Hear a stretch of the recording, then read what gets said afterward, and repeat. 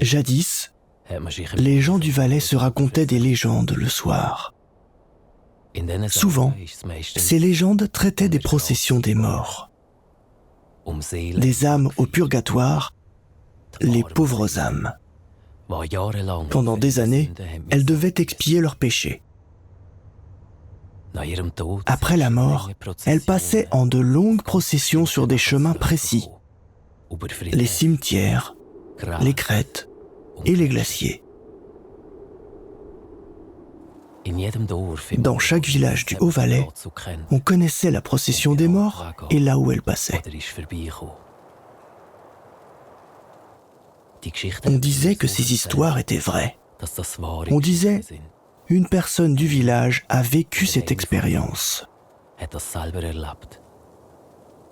Et l'on transmettait ces histoires d'une génération à l'autre. Quelquefois, j'avais peur quand je gardais les animaux. À 5 heures du matin, parfois, il y avait du vent, il neigeait, la lanterne s'éteignait et nulle part une allumette ou une lampe de poche.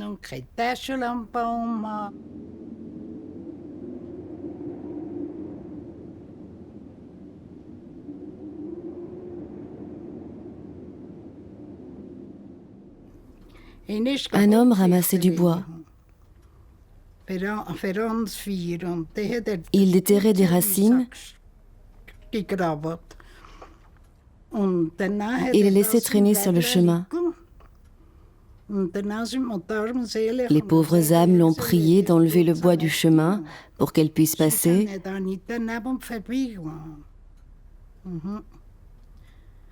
Alors il a enlevé le bois et elles ont pu passer.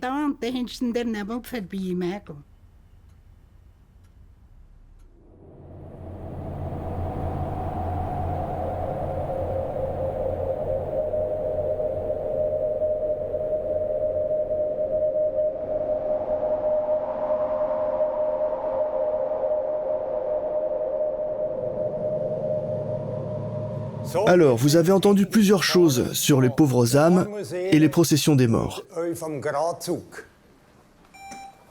À vous maintenant de chercher des histoires semblables.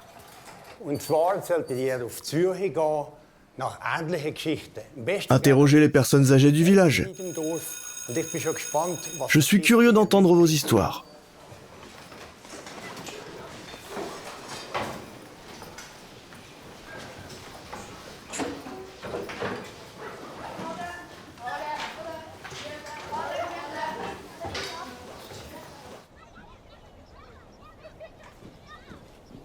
Au revoir. Au revoir. Bon appétit. Au revoir.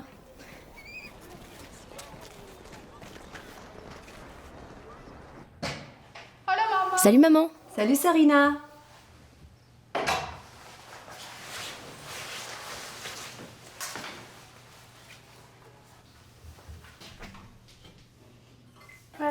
On a un nouveau sujet à l'école. Tu veux savoir quoi? Les processions des morts. Ah oui, c'est intéressant.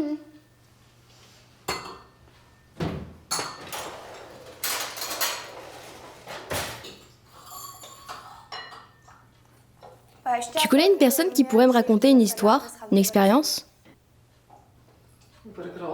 Sur la procession des morts, il faut interroger des gens âgés, peut-être Charles. Parfois, il va à des soirées de légende.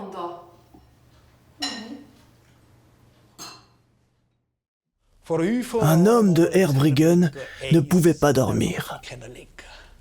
Il se leva, il alla au salon et il s'assit sur la banquette du poêle. Soudain, il entendit des voix au dehors. À cette heure, il va à la fenêtre, il l'ouvre et regarde en bas. La lune brillait et il l'a nettement vue arriver. La procession des morts. Ils étaient en chemise longue et ils récitaient le chapelet. Certains avaient des têtes carrées, d'autres des têtes rondes ou tordues. Ils lui semblaient connus. Et le dernier de la procession lui semblait aussi bien connu. Il avait une chaussette sur l'épaule. Il est aussi parti. Les cloches de l'église sonnaient, la procession avait passé. L'homme ferma la fenêtre et alla vers le poêle. Au-dessus du poêle, des chaussettes étaient suspendues. Mais que 3 chaussettes? Où est la 4e? Il se tourna et la chaussette était sur son épaule. Il s'assit. Nom de Dieu, le prochain qui va mourir, c'est moi.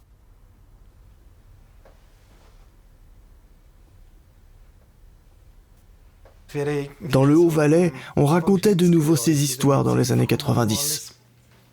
Et moi aussi, en public. Monsieur Guntern a noté 2300 histoires. Joseph Guntern. Je pourrais vérifier les numéros et dire « J'ai raconté l'histoire 287, 99 et 1418 ». Je vis avec ces histoires. Je me représente les images. Les histoires ne sont jamais les mêmes. C'est comme de l'improvisation. Souvent, c'était des histoires de famille que l'on racontait aussi ailleurs. Ces histoires servaient à passer le temps le soir. Oui, pas de télé, ni de radio, ni de lumière. On devait trouver quelque chose. On demandait « Qu'est-ce qui s'est passé aujourd'hui ?» Oui, on entendait les nouvelles. Après, on racontait des histoires. Il y avait un mouton avec des yeux grands comme des assiettes, et sa langue pendait.